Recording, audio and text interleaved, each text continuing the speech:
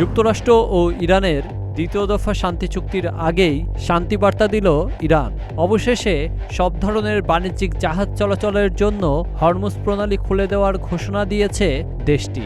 লেবাননের যুদ্ধবিরতি চলাকালীন এই পথ উন্মুক্ত থাকবে বলে জানিয়েছেন ইরানের পররাষ্ট্রমন্ত্রী আব্বাস আরাকচি। এই ঘোষণার পরপরই বিশ্ববাজারে তেলের দাম কমেছে 10%। আব্বাস আরাকচি জানান, নির্ধারিত রুটে এখন থেকে সব বাণিজ্যিক জাহাজ চলাচল করতে পারবে। মূলত লেবাননের যুদ্ধবিরতিকে কেন্দ্র করেই তেহরানের এই ঘোষণা। এই পদক্ষেপকে স্বাগত জানিয়েছে যুক্তরাষ্ট্রের প্রেসিডেন্ট ডোনাল্ড ট্রাম্প। তিনি স্পষ্ট করে জানিয়েছেন, ইরানের সাথে বড় কোনো চুক্তি বা সমঝোতা না হওয়া পর্যন্ত যুক্তরাষ্ট্রের নৌ অবরোধ আগের মতোই বহাল থাকবে।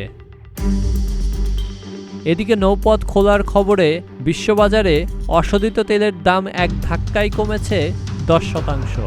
এটি গত কয়েক মাসের মধ্যে জ্বালানি বাজারে সবচেয়ে বড় পতন বলে জানিয়েছে বার্তা সংস্থা এপি। হরমুজ খোলার ঘোষণা বিশ্ব অর্থনীতিতে স্বস্তি দিলেও ট্রাম্পের কঠোর অবস্থানের কারণে উত্তেজনার রেশ এখনই কাটছে না।